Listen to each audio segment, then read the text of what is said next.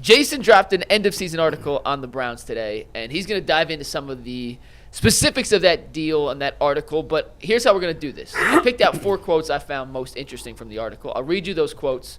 Jason, you can elaborate on what was in the article. Then if we have any follow-up questions, we can react and hear what we think of some of these quotes. But the first quote I picked from Jason's article on The Athletic, and you should all go read it because it's a fascinating read, is this, quote, "You have to bring Joe Flacco back. Someone has to teach Deshaun the offense. Joe picked it up faster in 30 days than Deshaun has in 2 years." That was a Brown source to Jason Lloyd of The Athletic. Jason, you want to give us a little context to what that means? Can I ask a quick question about that? Was that said after last season or now they have to bring Joe Flacco back? I've sat on that for a while. That was said at the end because of last season. when I first read that, I'm like, wow, a year later, a year older, they have to. Okay, I think that makes more sense to me. It was said of them, and I guess, when you write stuff like this, these things take a lot of time. Sure. And specifically with some of the Deshaun stuff, we had been working on a larger piece on the Browns, and it just takes a lot of time to pull all this stuff together to make sure that you've got everything and how you want it and whatever else, and make sure there's no information out there. And with the Deshaun piece of this, the clock sped up this year, obviously, on us with the Achilles and then the second Achilles tear, and it's pretty obvious they were moving on from him. And then with the second Achilles tear, we had a conversation within The Athletic of well, with what we have on the Deshaun stuff, it's either write it now or never write it. Or never write it, because it's losing its relevance. Did you find guys were more willing to go on the record because it appears that his time with the Browns is over? I noticed this year guys were much more willing to talk than they were at any other point. I think it just got to the point within that organization that everyone was just sick of it and ready to move on. And even while he was playing, early in the year when he wasn't playing well and it wasn't going well, I think guys were just fed up with all of the changes that the organization tried to make hey, listen, when you make the investment you got to do everything you can to make it work. Sure. None of it worked. But that quote in particular, that went back to the end of last season. And that is really, I think, when that was the first thing that sent my radar up of okay, pay attention to what's going on here. Because, he didn't have a terrible year last year. He didn't have a great year. And obviously everyone clung to the second half of Baltimore. We laugh about it now. But that was really the first trigger point for me of okay, what's going on? And then, so after you hear that, and then they make some of the staff changes that they make. And then you see the way that Deshaun isn't really throwing. Remember, we had the conversation in training camp about, I told you, this is weird, guys. Something weird is going on here, and it just, none of this makes sense. And it really all stemmed back to, that conversation I had was the first point of okay, there's some stuff going on here. So it was a comprehension problem. He couldn't grasp the offense. I don't know if he wasn't interested in it. I don't know if it was a comprehension problem, but whatever it was, we saw it. Flacco came in and threw for 300 yards in every game, 4 straight games or something like that. He came in and the offense took off. Same with Jameis this year. Deshaun plays this year, and I don't know how much this year was the shoulder, how much was just mentally checked. I don't know.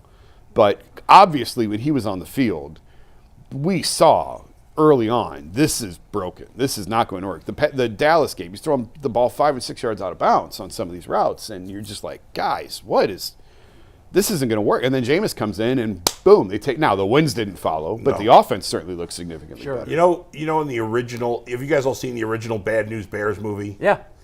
You know how they're terrible, and their pitcher's Rudy Stein. And then they get Amanda Wurlitzer to be their pitcher. Wow, great job on the name recall. Thank you. And their fortunes change. Tatum O'Neal. Right, Tatum O'Neal. And they're doing a montage later in the movie where she's pitching and they're finally starting to win and everybody else is playing better because of her. But then one day she has a sore elbow, they got to put Rudy Stein in, the music changes, and all of a sudden the whole team sucks again. Yeah. That's basically what we've seen the last 2 years. The Bad News Browns. The Bad News Browns. Someone please edit a mashup of that. Yes. Joe Flacco and Jameis are the Amanda Wurlitzers.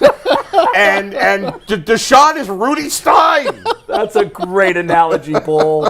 That is so dead on because that's what's going on. Yeah. And, we talked yesterday, are they a quarterback away? Yeah. And or Monday rather. Yeah. And what's stunning is I got a lot of reaction to that segment. A lot of people numbers. reached out and talked to me about that segment. And it was funny. Most of, if I can sort of blend it all together, most of the reaction was this.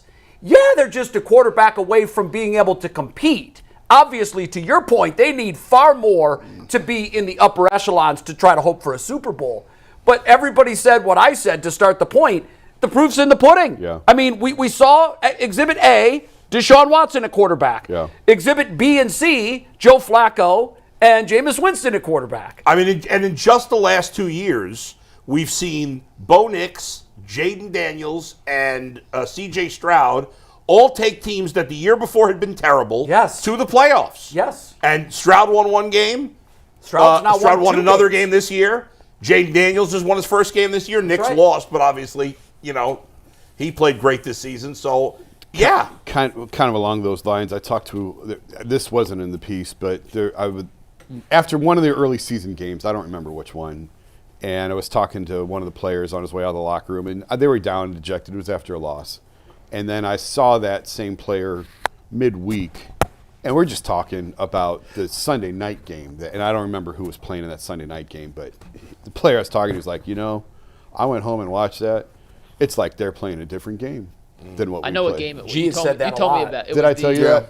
It was the Washington-Cincinnati game with Jaden Daniels and Joe Burrow. All right, I don't remember that. Yeah. What G has said for the last 2 years, why when I watch these other teams, does it look like they're playing real football? Well, guess what? And the players on the Browns have said that too. Yeah, it just feels like that's demoralizing when internally they know. Well, because I mean, look at the quarterback play that they were dealing with in their game, and then you go home and you watch that Burrow and Daniels, and you say, we're not near that. We're not playing that game. The thing that really stood out to me, because when you get a quarterback and you go and look and you say, okay, let me just really look at this film. Let's dive into this all 22. The thing that was so alarming to me was it just seemed like his processor was gone. The processing ability to diagnose what somebody was trying to do and to do it in a timely fashion just seemed to be non-existent anymore. And it didn't get better, it just got worse. It just looked like, and then you started seeing things where, he started predetermining throws. He started making a decision like, I'm going here. And it was one of those things where I think, and I can say this because I played on teams where you run a triple option, and the Browns was running the triple option last year. like it's 3rd and 9, and you're handing the ball to a fullback. And you do that for about 2 quarters, and you're gonna be real quick. You start to look at your coaches, and that's the thing that really got me. And the McNuggets will talk about it. Is you start to look at your coaches, and you're gonna say it's like looking at a bad parent, and you're looking at the other parents. Are you going to do something about save this? me from this crazy. Like you just gonna let that What's ride? That's the wing tee? Yeah, like this. Come on, bro. That This is not leads gonna us get it done. right to our next quote, G. So this is once again from Jason's article on The Athletic this morning. And I quote, according to multiple players, those mistakes, referring to Deshaun Watson, weren't pointed out in film, frustrating at least a few veterans who noticed Stefanski would not criticize Watson in front of them. When Jameis replaced Watson, Stefanski returned to pointing out the quarterback's mistakes in film sessions. Jason, that was the most shocking thing in your story, aside from the death threat. The level of the death threat was very disturbing to me. But other than that, this was the most disturbing thing I read that you've reported, because I just felt that Stefanski was above that. Now, look, I understand if he was told by the front office, kid gloves with this guy, fragile psyche, you could push him right over the edge. That's not football, though. If you can't handle that, everybody in the room knows it, and you've got to move on from it. And I think Deshaun was more fragile than I realized in the moment, because I mean, we went round and round. I'll go back to the Flacco thing. We went round and round, and I said, you can't bring him back. And I kept saying, it's not about Deshaun, it's about the locker room. You can't divide the locker room like that. And you kept saying, it's Deshaun. I think you were right. I think he was a little bit more fragile in terms of, and if you put yourself in his shoes for a minute, he was never embraced here. Obviously, not overly loved. And the whole city fell for Joe Flacco. Right. So you've got this whole city swooning for him. Meanwhile, you're standing here busted up on the sideline trying to play the same game, and you get hurt and whatever else, and you hear all these people cheering for him and they don't like you, so it puts you in a bad mind frame to begin with. And I do think that sort of he played a role in Joe not coming back, along with what I was saying about the locker room. But in terms of this, I was surprised to hear this, and the Browns will probably push back on that and say that's not true. All I can tell you is, like, when the guys in the cleats are telling you this, and it's not just one. It was multiple sources, It was multiple. you said. It was Yeah. multiple. And it's and I'm not going to the 53rd guy on the team with this stuff, right? Like, it's You're going to obviously- team leaders. Obviously, I can't tell you who it is, but it's guys who know this stuff when they see it. Guys who have been around long enough to be able to pick this out and spot it. And it may be subtle, and it may not be obvious, and it may not be, I'm sure Kevin never said. I'm sure it wasn't that Kevin never said anything negative about Deshaun. But whatever happened in those team film sessions, and you would know this, when you got everybody in the room and you're watching film together, something happened in that room enough for multiple guys to say, hey, we're all seeing this.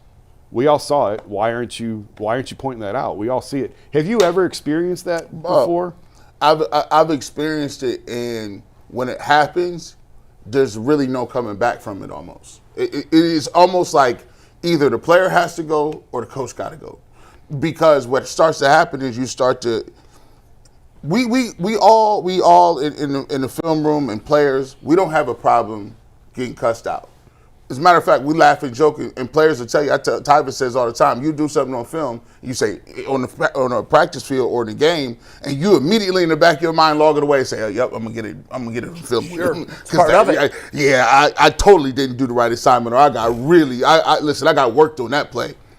So everybody is the buy-in. The buy-in is you got to be able to hold everybody accountable in real time, and they're watching you. And guys in the back room, the young guys, the older guys, the veterans, they watching the coach to see, and you gonna keep that same energy with Deshaun as you kept with everybody else. And and the biggest point was when you said they stopped doing that when Deshaun was there, and then they went back to it when Jameis was the quarterback. And then that's when everybody notices it. Because now you're coaching that guy in real time, and they're like, hold on. This wasn't the case when we was taking L's early in the season. That's right. It was all good. And that's why, for all the piling on Deshaun we're doing, which deservedly so, this is a bigger indictment of Kevin Stefanski. I agree, this is one of the biggest black marks on his career. He looks very bad doing this. There is no excuse. I don't want to hear that even if it was the front office saying to him, hey, you can't do this.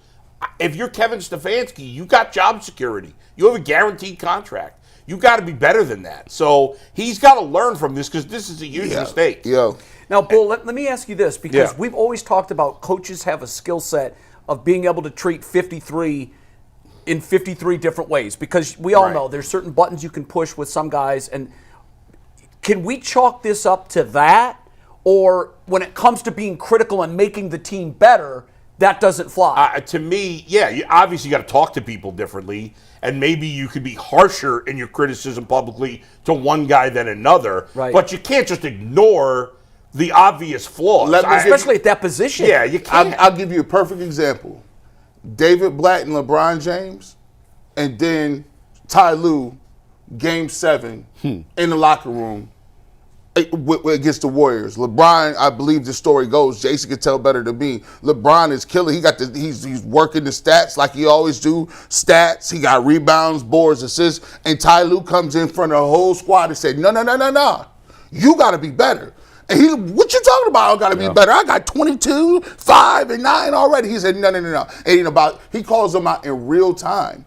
And I think I heard this story. You tell it, Phil Handy told the story, and LeBron comes out of the locker room with his hair on fire. Yeah. Now, Ty Lue didn't have any cachet. He's a first-time head coach.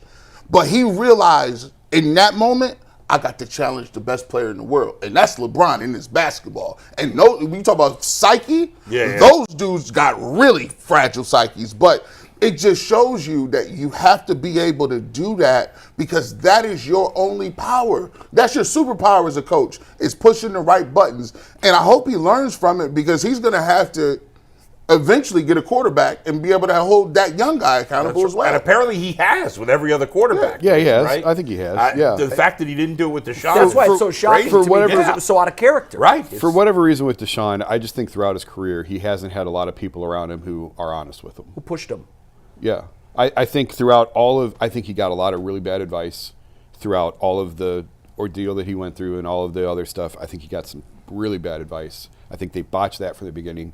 And I just think that he hasn't had a lot of people around him who have really been honest with him. Maybe and even told him going the back to truth. Clemson. I don't know. I have no idea, but maybe. I don't know. But what happened between what happened between the meeting that you talked about where Deshaun says, Coach me right now. Coach me, how can I get better? Yeah. What happened from that energy level to where they were at the end? Was it because he was a little more emotionally damaged in terms of what it was? I've always wondered, there's no way of measuring that, Yeah. right? There's no way. So when you see, so you're referring to the first meeting that they have. So it's Kevin, it's Andrew, and it's Jimmy in Rusty Harden's office in Houston, and they're having this conversation, and it's my understanding Kevin had an iPad and Kevin and Deshaun are watching film together. And it's just the two of them. It's just like me and Bull are sitting here with an iPad and they're going over plays, and everybody else in the room is doing what you guys do. They can't see anything. They're just sitting here and watching. Right. They're watching a coach and a quarterback chop it up and talk shop. And so Kevin would show them these plays, and this is what we saw to you in Houston. This is how I think you fit with us, and this is what we can do.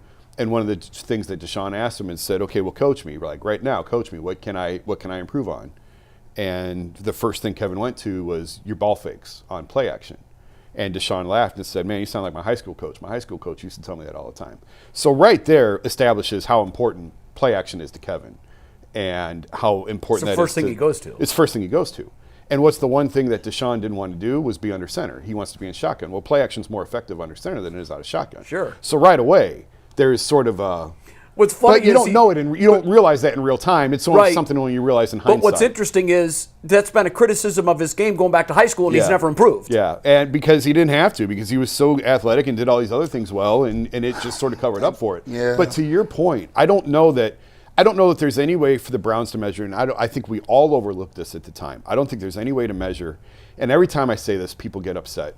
The emotional and mental strain or damage or whatever that everything that he went through took on him. And I understand, like, listen, a lot of it was self-inflicted, and he brought it on himself with some of this stuff, if you want to believe the whatever.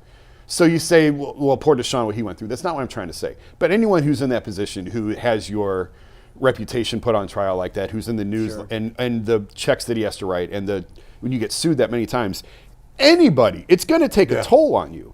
But we all ignored that. Yeah. They ignored that. They did. I think we to the we point- talked about it Yeah. at times because I mentioned early on. I've heard, like, people have said, you don't know how he's going to come out on the other side of this. But it was a 10-second conversation, and then you move on to Right. but look how good he is on the field.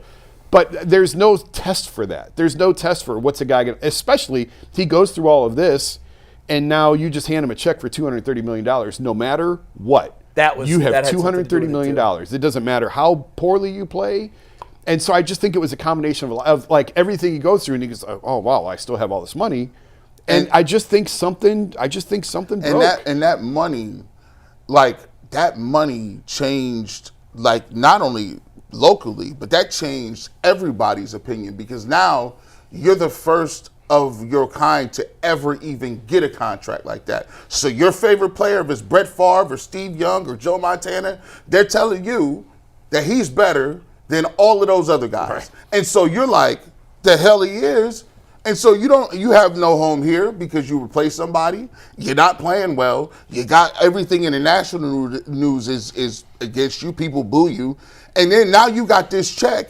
And if it was just a regular contract, you say it would be a bad deal. But then it became the most infamous contract in the history of the game. Yeah, there's something to that. Because you're the first one. I think sometimes with these events, history has a way of encapsulating it properly and accurately. And you're right, we were lost in the trees when it was happening. But 3 years from now, when the final story of Deshaun Watson in Cleveland is written, I think it'll be a foregone conclusion that he went through this unbelievable mental gauntlet with all of these claims. His character was assailed. He felt like the whole world was against him. And then he never was the same player. So I think ultimately the narrative will be, yeah, that big 26 lawsuits against him, that ruined him. He was never the same guy. When in reality, it probably was some of the physical diminishing skills because of the injuries. There's a lot of different factors. 100%. Yeah. But I do think that, like, I remember when A-Rod signed his big deal with the Rangers. Bull, you'll remember this. It was $25 million a year for 10 years. $250 million. We'd never seen anything like it. A-Rod kind of crumbled under that. A-Rod, remember how long it took him to finally win a World Series? Initially. Right. Now, he had the luxury of 10 years to work it out, and he did. But when you put a bullseye on your back that is that contract, sometimes just the weight of that contract alone is enough to crack a player. But when you throw onto the fact everything that he had to deal with, and I'm with you, we're not saying woe is Deshaun, but there is still this sliver of possibility. Not even a sliver. It's we don't know what happened. It may have been an unfair character assassination. Right, and for these purposes, it's irrelevant. It doesn't matter whether he did it to himself or it was done to him. It was a mental hurdle to overcome. But it's even worse if it wasn't fair. Right, sure. Unfair character assassination. And I always say this: if people say what you want, I mean, it's all about what you got in your team. The lawyers that came against Deshaun Watson went against Jay-Z. You see how well that worked? Nothing. I mean, Rusty Hardin is a well-thought-of lawyer. He's like one of the most successful lawyers. I mean, they brought lawsuits and claims that Jay-Z assaulted somebody, and within 2 weeks it was like, oh, really? You're going to retract that, and you're going to drop this claim. And it was funny because there was a couple of people listening. He's like, well, what if Deshaun Watson actually had his representation? Because it was two different things. It could be the reputation, it could be the client. It's two different things because here's the thing. Deshaun Watson has to get back to playing. Jay-Z just has to get back to just hanging out. So he had an incentive to say, okay, we're going to finish this and get this off the books. And we're not calling Deshaun Watson any sort of like tragic hero or anything. We're just pointing out that there's a lot of different things along the line that contribute to a guy who we thought we were getting that we just didn't. And I think, to me, the thing that could not be understated and that hurt him the most, sitting out a year of highly competitive sports is devastating. Especially at that position. At that position. Well, a year and middle of a year. Over a year and not be that is almost career suicide. That's right. We got two more quotes from the article. I'm going to read these back to back because they're not tied together, but I think we could analyze them at once. So we'll go back to back here. Two quotes. First, players told me there was a constant heaviness surrounding Watson in the locker room. There was a different energy in the building upon his departure after he tore his Achilles in October. A number of veterans told me that it felt like a cloud had been lifted. End quote. Another quote from a different part of the article dealt with Watson and his off-the-field stuff that he had to deal with. Quote, off the field, Watson was dealing with a traumatic personal matter. His agent received a disturbing email in June from someone threatening to shoot Watson or burn down his house, according to a police report. Police later closed the investigation with no suspects identified. Jason, you want to elaborate on either of those? How can they close the investigation? If there's nobody was identified. Yeah, so we didn't go real in depth. That was a decision by the editors, by my editors. Gotcha. I had more in there from the report on that, and they chose for whatever reason to scale back on that. But on this, I mean, it's in the report. We can talk about it.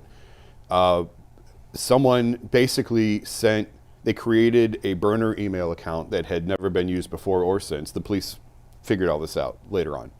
Created a burner email account on a burner phone that had never been used before or since, and sent this email to Deshaun's agent saying that he was sitting in Deshaun's driveway contemplating whether to shoot him or burn his house down. He wasn't there at the time. He was not there. Right. This was in June. He was not at the residence at the time, thankfully. So neither the emailer or Deshaun were at the house at that time. I mean, this is disgusting. This is disgusting. But it's disturbing. So his agent gets the email, obviously alerts the police. The police go to the house, put the house on a watch, make sure everything's okay. There was nobody in the driveway at the time.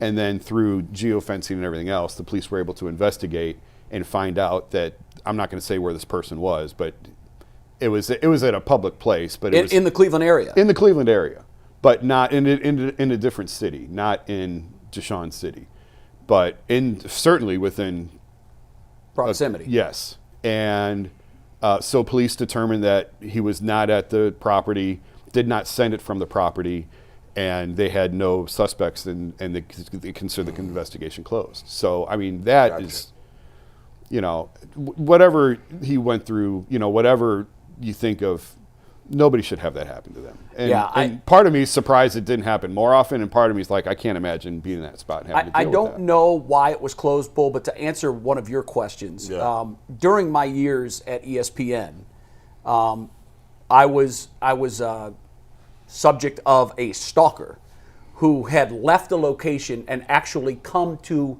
New York City from New Orleans.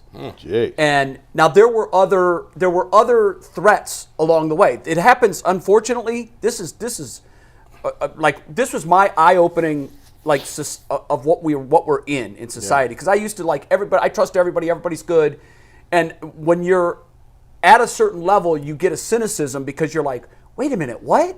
What is this person saying they want to do? This now in this particular case, in my case, this person wasn't threatening any action. She was delusional that we were going to be married and have a family together. Jeez. Now, what was interesting to me, what I learned about that at the time was ABC and Disney have a very, very capable threat unit. It's their security, and we always would have security when we would travel with crowds. There would always be bodyguards and security, and we were constantly getting either email or communication, voicemail in this case, and they would investigate. And I was surprised that sometimes they would say, in a relatively short manner, this doesn't raise to the level of our concern. And I'm like, he raises my concern. I'm the target here. I hope you're right. Yeah. And more often, I never heard from them again. But what was interesting to me about this one was in the very, very, very early stages, where to me it looked like a lot of the other kind of incidents. They had said, no, this one's real. This one's serious. And that got my attention because I don't want to say they were quick to dismiss the other ones, but it happened a number of times where they're like, no, this is frivolous. There's nothing to this. We're going to keep an eye on it. We've reached out to the person. We've made contact, and we think this is the end of it. And it always was. But this particular time was the only time they had said, okay, this is real. And this was in day one. I had come back to work on a Monday, and there was a weekend full of voicemail on I would normally have like 10 or 15 voicemail. I had over 100, all from her. And the space would run out, and she would immediately call back. And she was actually giving her location as she was on her way to New York.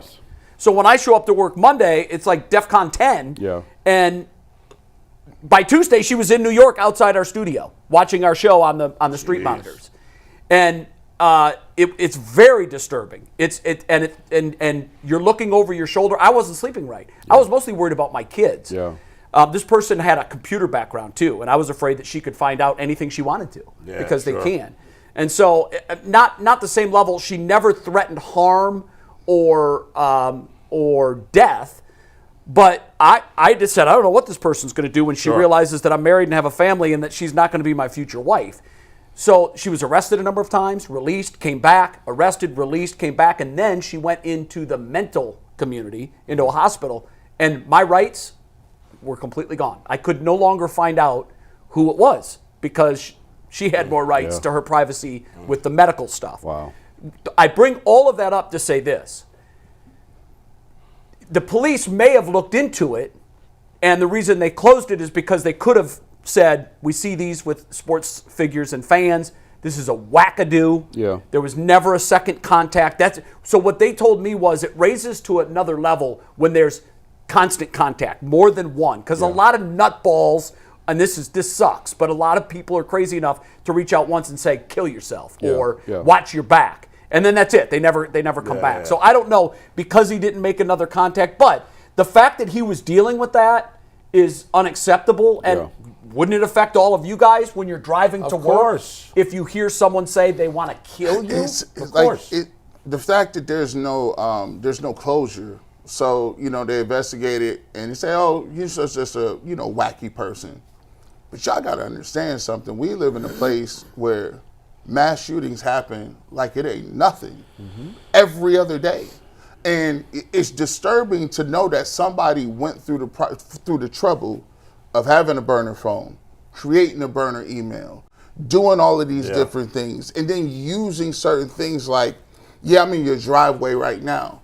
You know, that's terrorism. You know what I mean? Yeah, like it is. And so sometimes, and I always say this, and I try to be very conscious of the way I say things, because sometimes when you're speaking about people and individuals, especially athletes, we can be a little coarse, and we can start to toe the line between something that could be meant to be disrespectful or it's a little dehumanizing. And I always have to watch that, because I don't want to signal that it's okay to then take the next step in certain areas. So I'm always conscious of realizing that, yes, this is entertainment, and yes, I have a job to do, and yes, my opinion may be strong, but I also have to realize that there are people out here that have no moral compass and don't have the emotional intelligence to cut the line between the Browns just lost a football game and you're upset. Mm-hmm.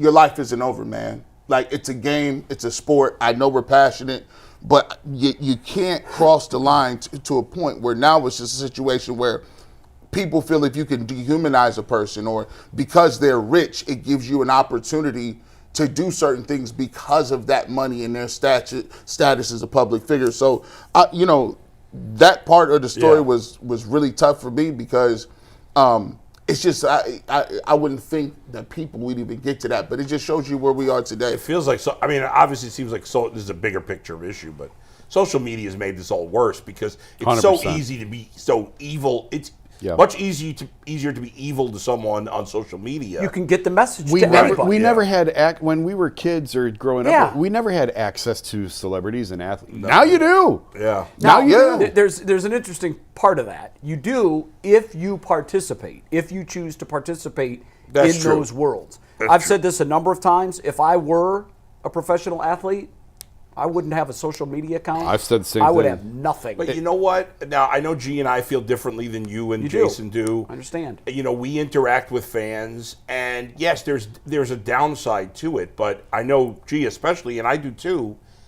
You know, you want to interact with fans. It's a give back, right? The fans, if we didn't have a big following, we wouldn't have our careers. So I appreciate the fans, and it's hard to find that fine line. I used to be there. I used to be in that spot. Unfortunately, you always hear this, the few bad apples ruin the batch. They do. And for me, especially when I started, ESPN encouraged me, hey, reach out, engage, Right. interact.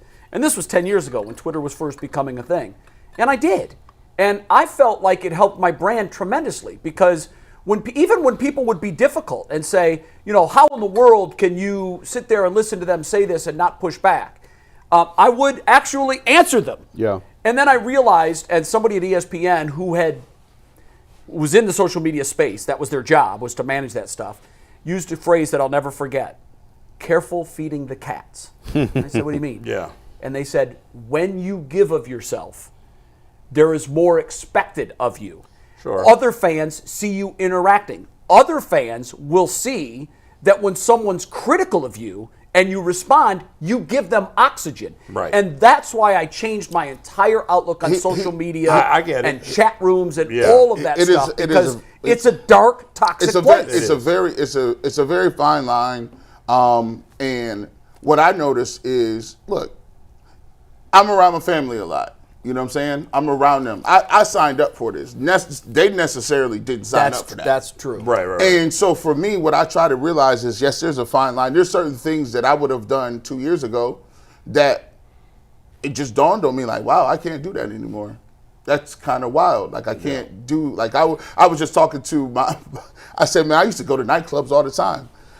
I can't go to nightclubs. No. I can't go to. Like, Do yourself a favor and don't. Yeah. And so You're an automatic target. you're a target in a lot of different places, and it is true. I always used to tell people, hey, man, you don't got to get disrespectful for me to say hi to you on Twitter.